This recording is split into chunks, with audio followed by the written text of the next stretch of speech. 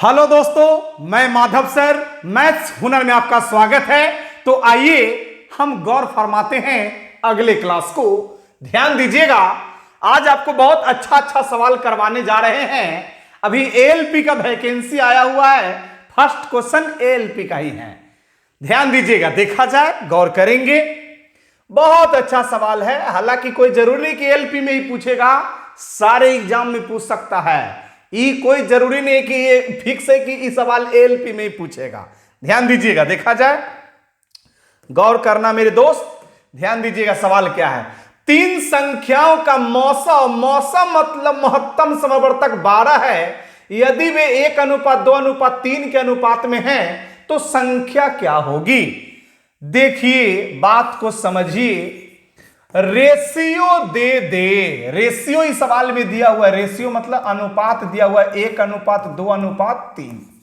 Ratio दे और HCF दे तो ratio को हमेशा ऊपर में लिखा जाता है और एचसीएफ को हमेशा नीचे में लिखा जाता है। और पूछेगा क्या पता है, संख्या। ये सवाल बार बार जनरल कंपटीशन में पूछा जाता है। रेशियो दे देगा और एचसीएफ दे देगा और आपसे संख्या पूछेगा, यानी अनुपात दे देगा और महत्तम दे देगा और कहेगा कि संख्या क्या होगा। तो नियम है कि रेशियो को ऊपर लिखिए और एचसीएफ को हमेशा नीचे लिखिए और कोना कोनी गुना कर दीजिए। 1 में 12 से 12, फिर 2 से 12 में 12 दूनी 24, फिर इसमें इससे गुना कर दीजिए। 3 से तो 12 तिया 36। आप उनका आंसर आ गया 12, 24, 36। यही संख्या निकल गया 12, 24, 36। रेशियो ऊपर में, एचसीएफ नीचे में, कोना कोनी गुना, तो आपका आंसर हो जाएगा। दूसरा सवाल देखिए। तीन संख्याओं का लघुत्तम समवर्तक 36 है और अनुपात दिया है 1:2:3। तो संख्या पूछ रहा है। वो सवाल और ये सवाल में फर्क समझ में आया। उसमें भी रेशियो मतलब अनुपात दे दिया था 1:2:3, 1:2:3। तो रेशियो के साथ उस समय एचसीएफ था, लेकिन इस बार रेशियो के साथ एलसीएम है। कभी कभी रेशियो के साथ महत्तम दे देता है और कभी कभी रेशियो के साथ लघुत्तम दे देता है। तो महत्तम देगा तो सिखाया रेशियो ऊपर में, एचसीएफ नीचे में, कोना कोनी गुना, तो आपका आंसर पता चल जाएगा।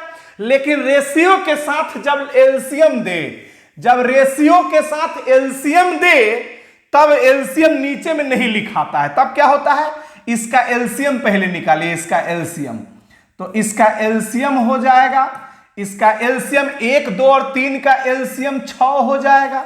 1, 2 और 3 का एलसीएम देगा तो रेशियो का एलसीएम ले लीजिए। 1, 2 और 3 का एलसीएम 6, तो एलसीएम 6 आया। लेकिन एलसीएम दिया हुआ है कि 36 है। एलसीएम 6 है लेकिन एलसीएम दिया हुआ है कि 36 है। ए भी एलसीएम और ए भी एलसीएम, इसीलिए दोनों आपस में बराबर है। 6 का वैल्यू 36, 1 का वैल्यू 6। ध्यान दीजिएगा कैसे, 6 का 6 एक बार में, 6 के 36, 6 का 6 एक नियम से। 6 का वैल्यू 36 तो 1 का वैल्यू 6। ध्यान दीजिएगा, देखा जाए। अब आपसे क्या पूछिस है, संख्या पूछिस है।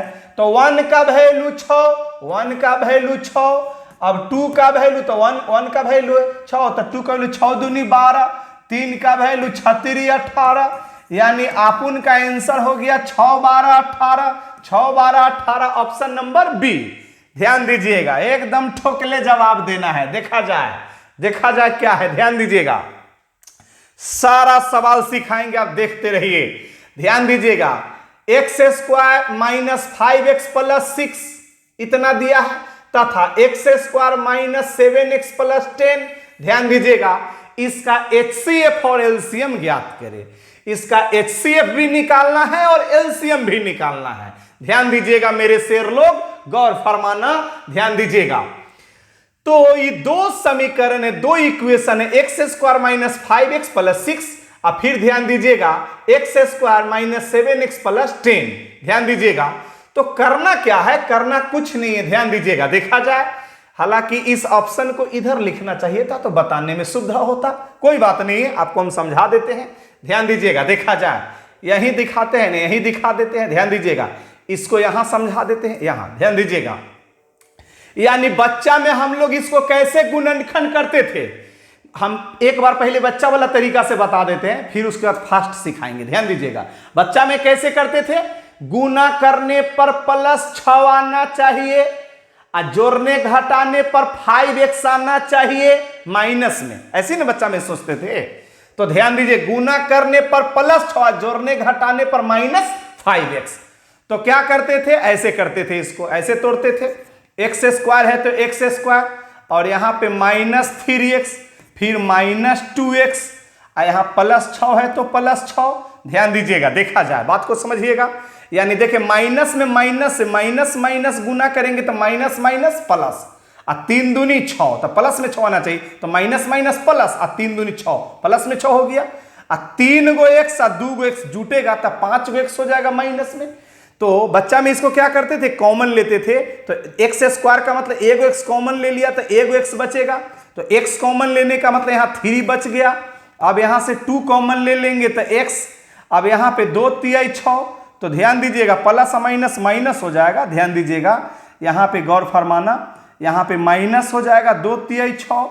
ध्यान दीजिएगा, देखा जाए, अब यहाँ x माइनस ई 2, x माइनस 2, दोनों दोनों दोनों मतलब ब्रैकेट के बदला में एक ब्रैकेट, x माइनस 3, इसका गुणनखंड हम कर दिया।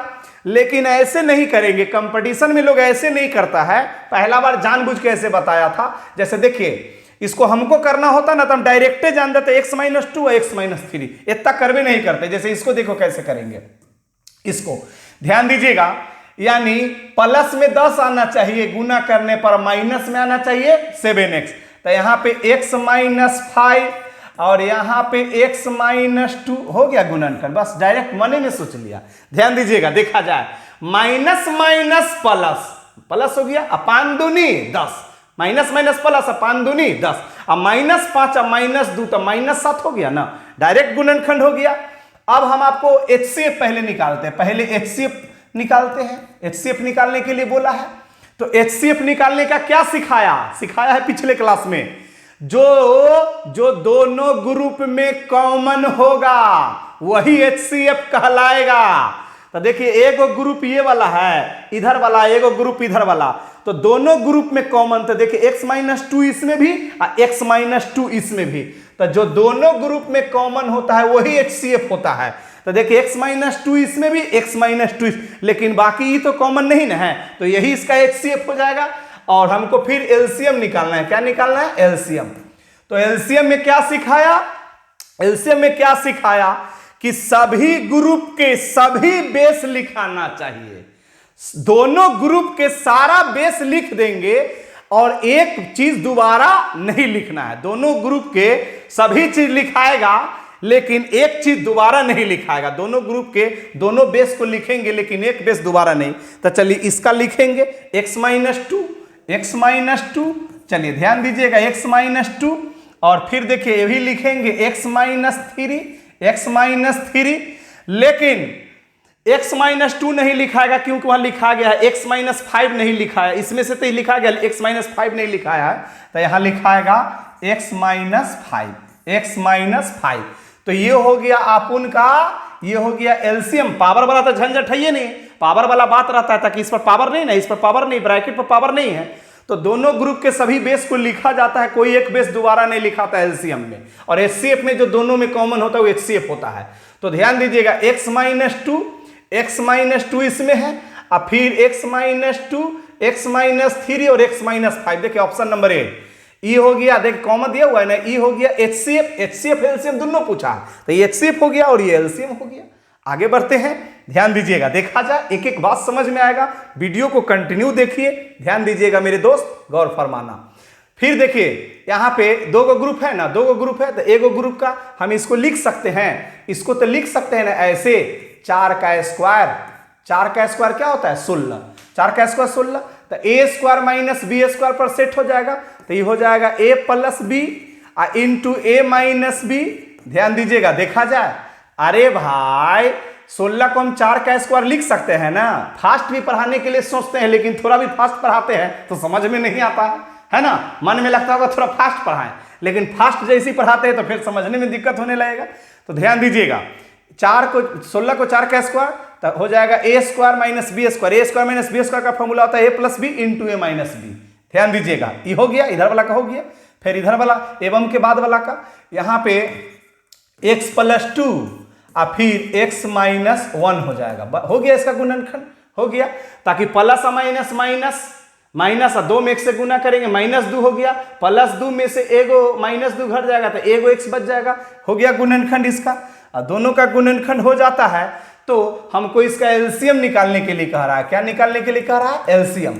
एलसीएम में क्या है कि दोनों ग्रुप के सभी गुणनखंड को लिखना है, एक गुणनखंड दोबारा नहीं लिखाना चाहिए। तो यहां पे देखिएगा, इसका लिखेंगे 4 प्लस एक्स और फिर ध्यान दीजिएगा 4 माइनस एक्स। अरे भाई ये प्लस एक्स से माइनस है, दोनों दो चीज है। और यहां पे ध्यान दीजिएगा, यहां पे x प्लस 2 है और ध्यान दीजिएगा फिर सब अलग अलग चीज है, तो सब अलग अलग है तो सब लिखाएगा x माइनस 1। ध्यान दीजिएगा, देखा जाए, ध्यान दीजिएगा, देखा जाए, सभी ग्रुप के सभी गुणनखंड लिखाएगा, कोई एक गुणनखंड दोबारा नहीं लिखाएगा। तो ये दोनों अलग चीज लिखाएगा, यह दोनों अलग चीज लिखाएगा। लेकिन लेकिन लेकिन एक बार प्लस में एक बार माइनस में, तो इसको हम ए स्क्वायर माइनस बी स्क्वायर पर तोड़ेंगे तो ए स्क्वायर तो हो जाएगा 16 और माइनस बी स्क्वायर तो एक्स स्क्वायर हो जाएगा। और यहाँ पे ध्यान दीजिएगा x प्लस 2 और फिर x माइनस 1। ध्यान दीजिएगा, यही आपका आंसर हो जाएगा। कौन ऑप्शन में है देख लीजिए, ध्यान दीजिएगा, देखा जाए, यहां पे गौर करेंगे, यहां पे ध्यान दीजिएगा, देखा जाए, ध्यान दीजिएगा, x माइनस 3 नहीं है, यहां पे 16 16 16, यानी आपका आंसर हो जाएगा नन, इनमें से कोई नहीं हो जाएगा, डी नन, इनमें से कोई नहीं। आगे बढ़ते हैं, ध्यान दीजिएगा, देखा जाए, गौर करेंगे, सही बना हुआ था, इनमें से कोई नहीं। यहां देखिएगा, एक पंचभुज की 5 भुजा क्रमशः इतना इतना इतना इतना इतना मीटर है। अरे पंचभुज है तो में 5 गो भुजा होगा, 5 भुजा का लंबाई दे दिया है कि एगो भुजा इतना मीटर लंबा, एगो भुजा इतना मीटर लंबा है, एगो भुजा इतना मीटर लंबा, एगो भुजा इतना मीटर लंबा है। तो एक पंचभुज की 5 भुजा की लंबाई दिया हुआ है कितना इतना इतना मीटर है, तो अधिकतम लंबाई की उस टेप की लंबाई ज्ञात करें जिससे सभी भुजा पूर्णतः मापा जा सके। यहां एक बात समझिए, उसके बाद आगे बढ़ेंगे। यहां एक बात समझिएगा, एगो लॉजिक बता रहे हैं जिसको परमानेंट जीवन भर अपने दिमाग में याद रखिएगा। ध्यान दीजिएगा, सवाल पढ़िए और सवाल पढ़िएगा ना, उसमें लिखा रहे अधिक से अधिक, ज्यादा से ज्यादा, बड़ा से बड़ा, मैक्सिमम, इस टाइप का बात क्वेश्चन में लिखल है ना, तो समझ जाना कि HCF निकालना है, ज्यादा दिमाग नहीं लगाना है, समझ जाना है कि महत्तम निकालना है। अगर सवाल पढ़ने के बाद उसमें रहे छोटी से छोटी, कम से कम, न्यूनतम, ये सब बात अगर सवाल में लिखा है तो समझ जाओ कि एलसीएम निकालना है। बात समझ रहे हैं ना, ये बात याद रहेगा। सवाल में रहे कम से कम, छोटी से छोटी, न्यूनतम, है ना, मिनिमम, ये सब बात रहे तो समझ जाइए कि एलसीएम निकलेगा। अधिक से अधिक, ज्यादा से ज्यादा, बड़ा से बड़ा, मैक्सिमम, ये सब बात रहे तो समझ जाइए कि आपको सवाल में HCF निकालना है। यहां अधिकतम देखिए, एक पंचभुज की 5 भुजा क्रम से इतना इतना इतना इतना इतना मीटर है। अधिकतम देखिए सवाल में लिखा हो अधिकतम लंबाई की उस टेप की माप ज्ञात करें जिससे सभी भुजा पूर्णतः मापा जा सके। तो अधिकतम जैसे हम इसमें देखा ना तो हम बूझ गए कि वो इस सवाल में HCF निकलेगा। अधिकतम का मतलब होता है HCF। ध्यान दीजिएगा, 2160। ध्यान दीजिएगा, देखा जाए, इस क्वेश्चन में एक प्रिंटिंग मिस्टेक है, टाइपिस्ट गलती के, इसको 8 बना दो, 8, ये 8 होगा। ध्यान दीजिएगा, देखा जाए, यहां पे 28 53 है। ध्यान दीजिएगा, देखा जाए, 14 22 है और यहां पे 22 14 है। ध्यान दीजिएगा, देखा जाए, इन सबों का HCF निकलेगा। इस सबों का HCF निकाल दीजिए, आपका आंसर हो जाएगा। ध्यान दीजिएगा, यानी सवाल में सवाल में अधिक से अधिक बोले, सवाल में ज्यादा से ज्यादा बोले, सवाल में बड़ा से बड़ा बोले तो समझ जाना है कि HCF निकलेगा। तो इसमें अधिक से अधिक बोला है, अधिक से अधिक उस टेप की लंबाई ज्ञात कीजिए, तो हम समझ गए कि जितना जितना दिया हुआ उसका HCF निकालना है। ध्यान दीजिएगा, जितना जितना दिया हुआ उसका HCF निकालना है। जब बड़ा बड़ा बड़ा बड़ा संख्या का HCF निकालना रहता है तो अच्छों का पसीना छूट जाता है, याद रखना। जब बड़का बड़का संख्या का HCF निकालना रहता है ना, तब बढ़िया बढ़िया मास्टर के भी हालत खराब हो जाता है, अच्छा गणित पढ़ाने वाला भी फेल कर जाता है। बड़ा बड़ा संख्या का महत्तम, देखिए इसका महत्तम निकालना है तो बढ़िया लोग फेल कर जाएगा। ध्यान दीजिएगा, तो एक तरीका बताते हैं। जब आपको HCF निकालना रहे ना, बड़ा संख्या का HCF निकालना रहे, तो वहां पे ऑप्शन का हेल्प लीजिए। एग्जाम में तो ऑप्शन, बहुत लड़का सोचे सर ऑप्शन नहीं रहेगा तब, अरे बेहुदा, जिस एग्जाम में बैठेगा तो ऑप्शन नहीं रहेगा तो टिकेगा कौन चीज में? टिकेगा कौन चीज में? टिकना रहता है ना, कौन ऑप्शन को रंगना है, तो ऑप्शन तो हर हाल में रहेगा, ताकि हम जिस एग्जाम का तैयारी करें, एग्जाम देने जाएंगे तो ऑप्शन होता ही है। तो जब बड़ा संख्या का HCF निकालना रहे तो वहां लोग ऑप्शन का हेल्प लेता है। ध्यान दीजिएगा, जोन ऑप्शन सबको काट दे, तो ध्यान दीजिएगा 9 जो है ना सबको काटेगा।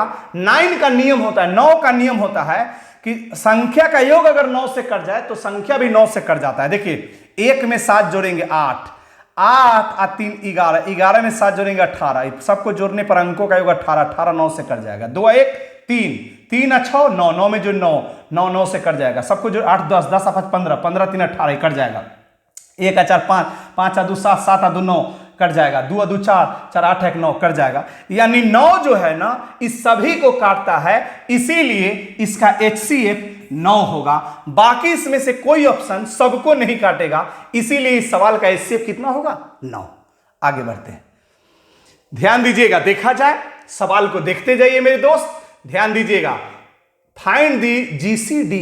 अरे भाई GCD कहे तो घबराना नहीं है, शुरू से वीडियो देखिएगा, पिछले क्लास में इस सब बात बता चुके हैं। ध्यान दीजिएगा, हमारा वीडियो सीरियल ढंग से लोड रहता है और बाकी टीचर की तरह हम अलकत गगरी छलकत जाए की तरफ नहीं पढ़ाते हैं। टीचर से क्या करता है, 4 गो बढ़िया क्वेश्चन चुन के लेके आएगा, वो ऐसने क्वेश्चन लाता है, हाँ वो ऐसने क्वेश्चन लाता है कि लड़का के एकदम मजा आए। हम उस तरह से नहीं, हम सारा बात पढ़ाते हैं, शुरू से अंत तक सीरियल ढंग से पढ़ाते हैं। ध्यान दीजिएगा, ऐसा नहीं कि जहां तहां से, जैसे फाउंडेशन बैच में आप किसी टीचर से कोर्स लेके ही पढ़िएगा तो इतना वेस्ट नहीं पढ़ाएगा, मैं गारंटी देता हूं।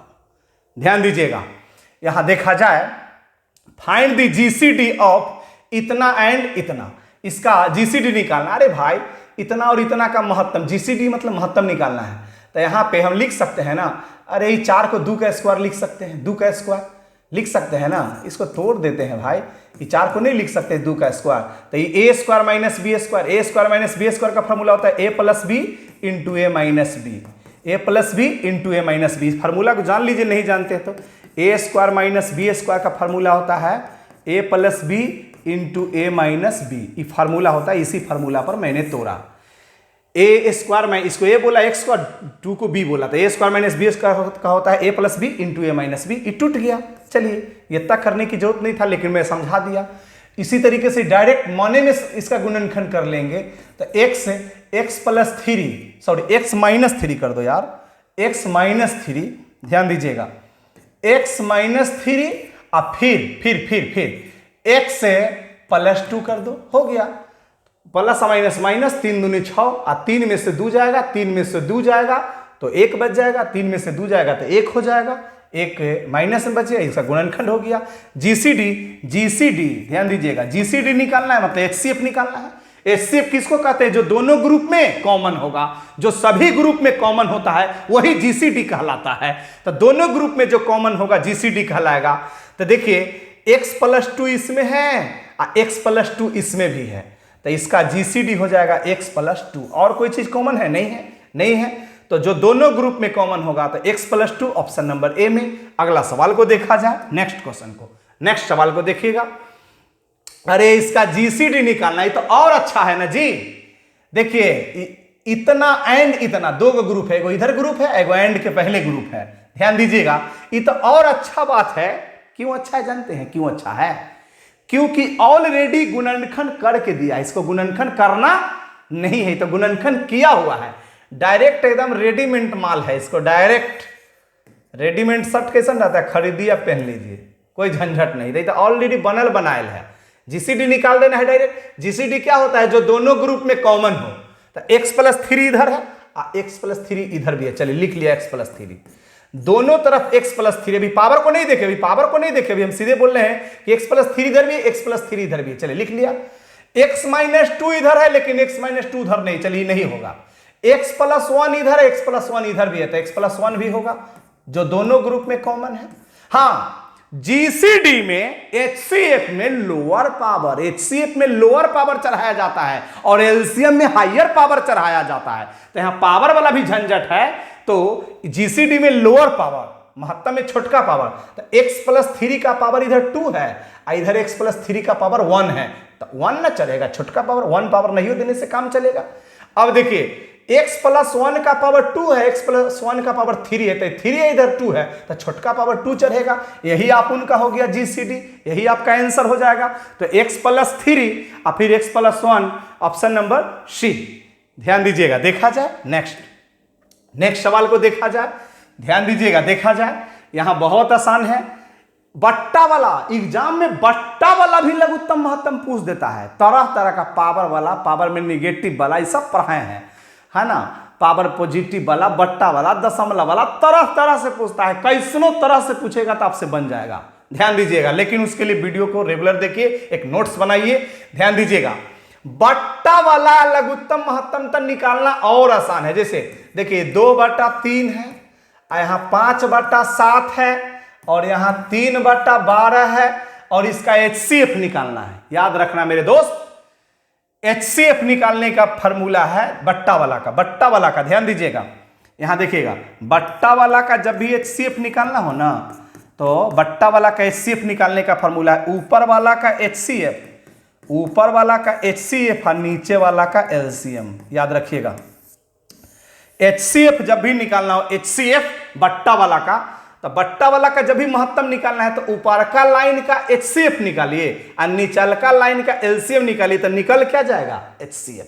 अगर LCM निकालना है तो ऊपर का LCM और नीचल का HCF, तो निकल जाएगा LCM। यानी सीधा सीधा इसे कहिए ना कि जो चीज निकालना है, HCF निकालना है, तो ऊपर वाला का HCF, जो चीज निकालना है वही काम ऊपर में करेंगे। तो HCF निकालना है तो ऊपर का ऊपर वाला 2, 5 और 3 का HCF 1 होता है।